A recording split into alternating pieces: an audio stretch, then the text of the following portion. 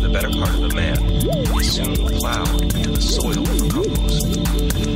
By a seeming fate, commonly called necessity, they are employed, as it says in an old book.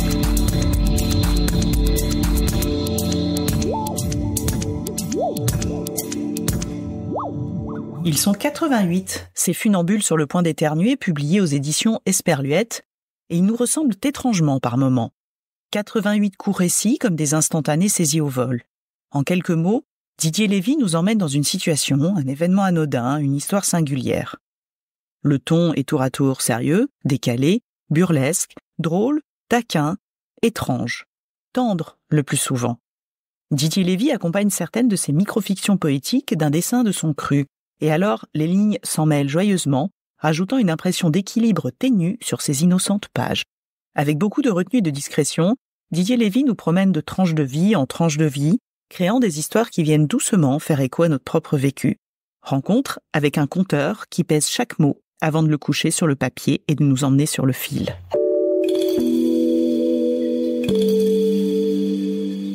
Alors, nous allons parler de Funambule, sur le point d'éternuer, Didier Lévy, qui a été publié aux éditions Esperluette. Comment qualifieriez-vous déjà ce texte? Est-ce que ce serait des microfictions, des aphorismes, des instantanés? Comment vous-même qualifieriez-vous ces textes très courts? Écoutez, je serais bien en peine de pouvoir les qualifier. Je pense que à chaque fois, ce sont des tentatives. Ce sont des petits pas. Je sais jamais très bien où ils m'emmènent parce que à chaque fois, ce sont des improvisations. Et j'aime de plus en plus cet exercice de spontanéité que permet la forme brève. Alors voilà, je viens déjà de dire quelque chose qui peut un peu les qualifier. Je parle de forme brève. Ouais. Alors je pense qu'effectivement après, on peut les ranger dans tous les ensembles que vous avez cités. Je crois que ça tient beaucoup à mon amour, à mon intérêt pour cette forme d'écriture un peu immédiate que je qualifierais aussi de sketch, un peu au sens graphique du terme, c'est-à-dire d'essayer quelque chose. Si ça marche, tant mieux, et si ça marche pas, on recommence. Un peu le sketch et le comic strip aussi qu'on pouvait retrouver dans les journaux américains en 4 cases, qui est une situation, une scène qui soit décrite. C'est un peu la version littéraire. Alors je pense qu'à la différence du strip que j'ai par ailleurs, qui est un domaine sur lequel j'ai également travaillé, qui lui demande beaucoup de réflexion et de peaufinage. C'est vraiment une mécanique narrative qui demande beaucoup de travail, alors que là, je te dis pas que ça demande pas beaucoup de retravail, mais qu'il y a quelque chose dans l'apparition du texte qui a quand même quelque chose à voir avec l'immédiateté. Le strip, moi je me rappelle en avoir quand même beaucoup écrit pour un taux de déchets vraiment mais phénoménal. Hein. Comment est-ce que vous écrivez ces textes très courts? Est-ce que c'est à partir d'une observation, d'une situation vécue? Comment est-ce que se déclenche l'articulation? C'est un petit peu difficile à dire, c'est-à-dire qu'au fond, moi je laisse quand même beaucoup de place à ce qui arrive, c'est-à-dire que j'essaye de faire en sorte de créer un espace pour que des choses un peu inconscientes ou des choses que je souhaiterais dire remontent à la surface. Et puis après, j'essaie de trouver des arbitrages entre moi, ce que j'ai envie de dire, ce que j'ai envie qu'on devine et ce que j'ai envie de taire. Donc à chaque fois, ce sont un ensemble de micro-décisions. Et puis il m'arrive aussi de beaucoup réécrire. C'est-à-dire que quand je trouve une formulation, quelque chose qui m'intéresse bien, de le réécrire une deuxième fois, une troisième fois, une quatrième fois, en déplaçant un peu les points de vue pour voir. C'est-à-dire que j'ai toujours cette espèce de forme de curiosité du et si j'essayais ça. Moi, ça fait longtemps que j'écris, puisque en marge de ce travail pour adultes, premier essais dans ce genre-là. Moi, j'écris des livres pour enfants depuis très longtemps. C'est mon activité principale et c'est aussi pour ça que je parlais des strips tout à l'heure. Et le livre pour enfants, je fais juste une petite parenthèse. Le livre pour enfants, ce qui est vraiment important, c'est la chute, c'est savoir comment on termine. Et donc, le livre pour enfants, comme la littérature policière, ça veut dire avoir un travail de réflexion et de préméditation extrêmement importante pour savoir, avant même de commencer à écrire, comment on va terminer son histoire. Et avec ces petites fictions pour adultes, c'est exactement l'inverse. C'est-à-dire, c'est faire confiance à la spontanéité, à l'imprévu, et ne pas avoir peur de l'impasse. Donc, je suis toujours un peu, dans ma pratique de l'écriture, à cheval entre ces deux attitudes. C'est-à-dire anticiper ce qui pourra arriver et laisser venir l'improviste. Oui, d'où le titre de funambule, parce que c'est vraiment un exercice de funambule que vous faites vous-même dans votre écriture, en fait. Oui, alors que c'est un exercice de funambule, et encore une fois, on tombe jamais très haut parce que c'est pas du tout comme ces romanciers qui, j'ai envie de dire, qui travaillent un peu à la Faulkner, où ils n'ont pas du tout de plan préétabli et qui se lancent comme ça, quitte à vraiment, eux, se prendre un mur et être confrontés à des problèmes de construction narrative qui peuvent être autrement plus vertigineux que quand on travaille sur un fragment de 5 lignes. Cependant, vous disiez que ces fragments de 5 lignes, parler du retravail, on pense souvent que plus c'est court, plus c'est facile à écrire, plus ça vient vite et on peut le laisser. Est-ce que c'est vrai ou est-ce que déjà avant d'écrire, il y a beaucoup de travail de réflexion et comme vous l'avez dit, une fois que c'est écrit, vous réécrivez 2, 3, 4 fois? Non, ce qui est important, c'est en tout cas, c'est l'expérience que j'ai tirée de l'écriture de ce recueil, c'est d'arriver, dans un premier temps, à repérer quelques textes qui vont définir, j'ai envie de dire, une tonalité ou un standard à partir duquel on va pouvoir commencer à composer un univers. Et donc, c'est de repérer dans une foultitude de textes qui sont écrits dans cette occasion, ce qui me semble les plus pertinents, et ces textes-là vont me servir de point de repère. C'est à partir de cela, c'est à partir encore une fois, de la façon dont ils vont diffuser leur contenu, leur richesse, leur singularité, que je vais avoir une vague idée d'où je vais avoir envie d'aller. Et petit à petit, je vais rectifier le tir, c'est-à-dire que pour arriver à bâtir un ensemble de 90 petits textes, j'ai dû en écrire 300. Parce que il faut arriver et c'est ça que je trouve intéressant, c'est à composer malgré tout un ensemble. Un recueil, c'est pas une succession de textes, c'est vraiment la composition d'une mosaïque. C'est ce que j'ai découvert en faisant ça. Et donc, la grosse difficulté, c'est pas tant d'écrire un texte qui soit bon ou mauvais, c'est de savoir comment l'intégrer et s'il va s'intégrer dans un projet plus général. Oui, c'est en dehors de la qualité, c'est la cohérence éditoriale même. C'est la cohérence, mais surtout, je dirais, c'est est-ce que on est dans la même géographie. Là, je suis en train de retravailler sur un ensemble de courts textes, et là, petit à petit, je vois comment, effectivement, on peut à nouveau bâtir un corpus. Et je trouve ça très intéressant de voir comment, au-delà du petit texte et au-delà de savoir s'il est réussi ou pas, comment ces petites pierres, ces petits modules vont s'intégrer dans un ensemble plus vaste. Et vous parlez justement des différences entre l'écriture jeunesse et l'écriture adulte, d'un point de vue, on va dire, technique. Qu'est-ce qui vous a amené à laisser un petit peu de côté la jeunesse pour ce texte et vous adresser à des adultes?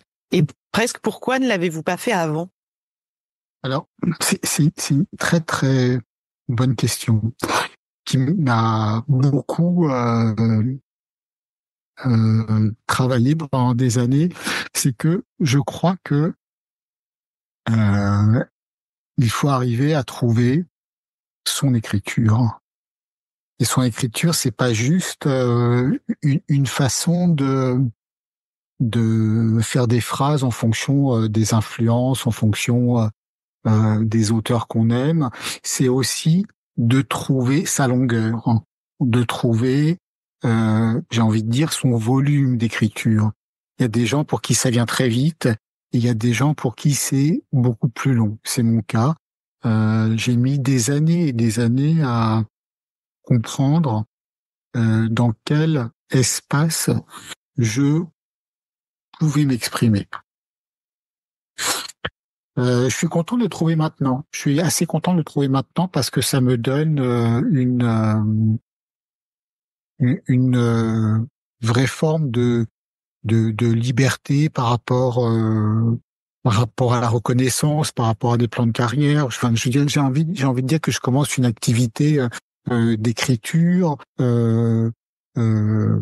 un âge où ça devient marrant. Ce que je veux dire par là, c'est que donc ça fait 30 ans que je publie des livres pour enfants qui m'ont donné, je crois, une certaine familiarité avec la phrase, avec l'écriture.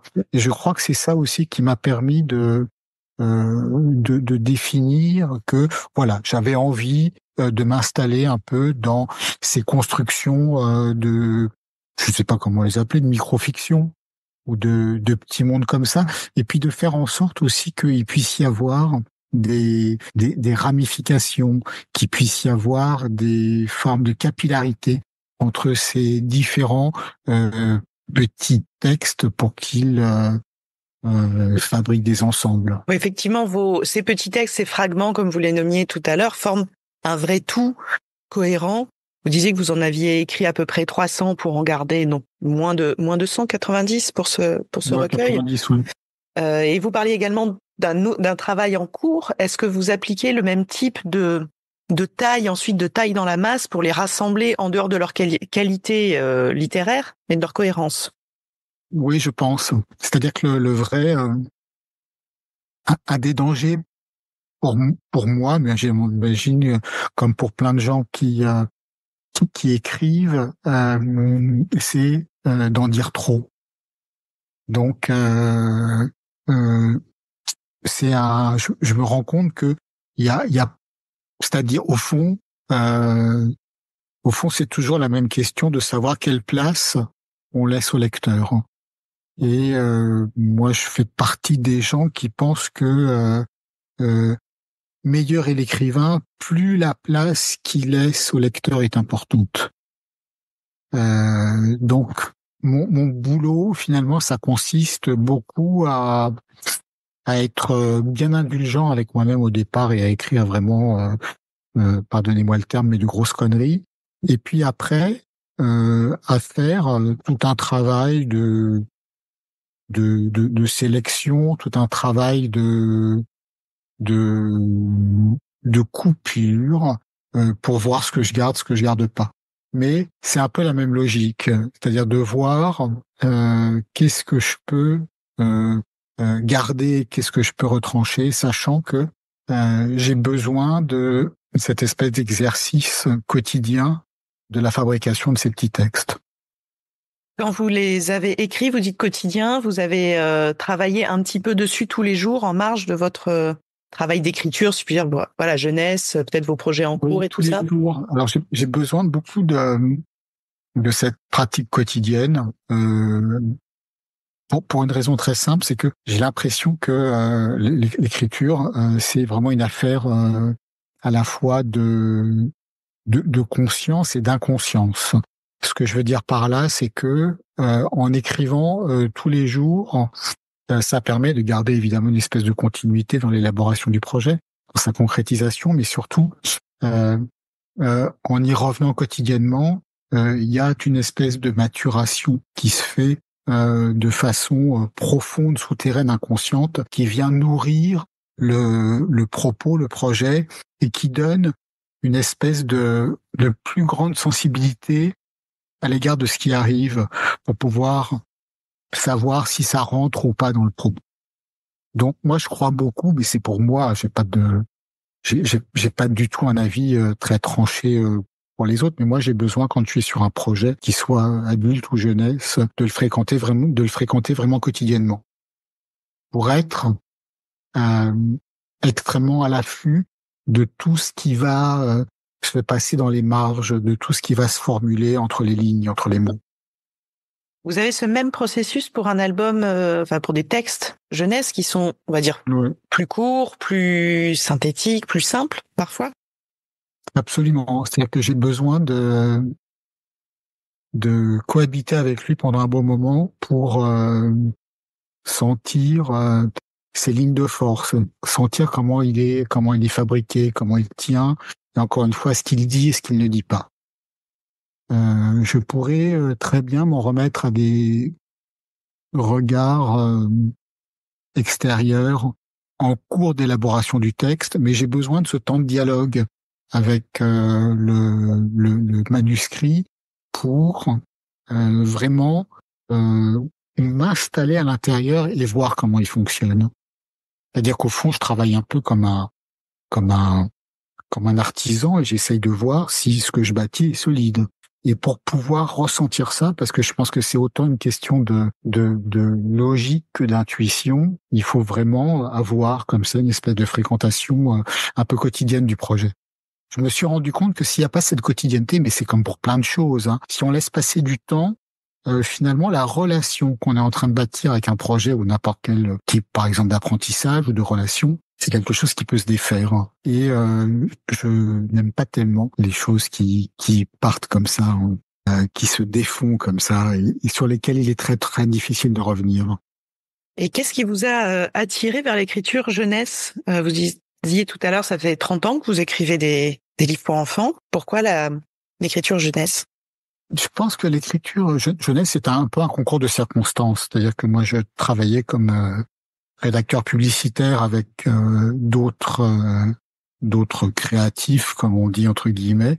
Et j'ai rencontré dans une agence où j'étais donc rédacteur une graphiste qui souhaitait quitter ce milieu qui était quand même assez dur pour faire des livres pour enfants et qui m'avait demandé si j'avais pas un texte. Et donc j'ai écrit un premier texte qui était pas très bon, mais qui a été publié et qui m'a donné envie d'essayer d'en construire un deuxième, un troisième, et ainsi de suite. Puis je suis devenu père.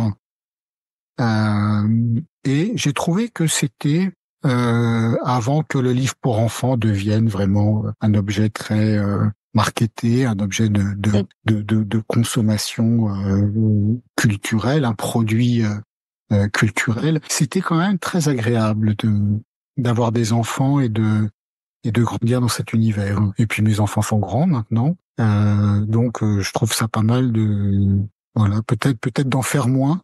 Et puis j'ai l'impression aussi, alors c'est vraiment là j'ouvre encore une autre parenthèse, mais j'ai l'impression qu'il y a un moment où peut-être qu'il faut aussi laisser la place aux autres pour parler de l'enfance ou pour parler aux enfants. Donc moi je vais encore en faire quelques-uns, je pense, mais c'est vrai que mon intérêt il va aller plutôt maintenant vers que ce soit publié ou pas, hein, vers l'écriture adulte. Oui, c'est un chemin en fait, votre écriture, vraiment un chemin que vous suivez et qui prend différentes formes. C'est un chemin et c'est une école de transformation. C'est une école de transformation du monde et c'est une école de transformation de soi-même. Et c'est un choix de voyage. Et vos inspirations pour ce voyage, que ce soit en ce qui concerne l'écriture jeunesse, comme l'écriture, on va dire, plus adulte, même si ce sont un peu des segments qui ont... Qu'est-ce qui vous inspire comme que ce soit en écrivain ou autre pour votre écriture? Je crois qu'en écrivant ces petits textes pour adultes, j'ai beaucoup pensé à la fantaisie poétique de Richard Brautigan. Je crois que c'est un auteur qui m'a vraiment totalement émerveillé et dont la présence m'accompagne. Après, il y a plein d'autres gens qui sont comme ça pour moi, des espèces de présences un peu tutélaires, que ce soit des écrivains anglo-saxons, que ce soit des écrivains français. C'est sûr que je me suis rendu compte que j'avais quand même beaucoup besoin de lire pour pouvoir écrire. Les deux pratiques me semblent extrêmement liées. Mais c'est une sorte de vase communicant naturel, en fait. Oui, puis surtout, j'ai toujours cette espèce de curiosité de voir comment font les autres. C'est-à-dire comment ils règlent le problème, comment ils le contournent, comment ils le dépassent. Il y a une espèce de curiosité qui est évidemment une curiosité professionnelle, et puis il y a aussi cette espèce de grand bonheur d'aller se tremper, se baigner dans la prose de quelqu'un d'autre. C'est que j'aime ou pas le livre, hein, la question est pas là, mais rencontrer une écriture est toujours pour moi quelque chose de très très vivifiant. Et d'ailleurs, je remarque que je suis beaucoup moins critique que je pouvais l'être il y a quelques années sur des livres que j'aime ou que j'aime pas. C'est-à-dire qu'au fond, prends toute cette écriture comme un espèce de flux, toute cette littérature comme un flux permanent.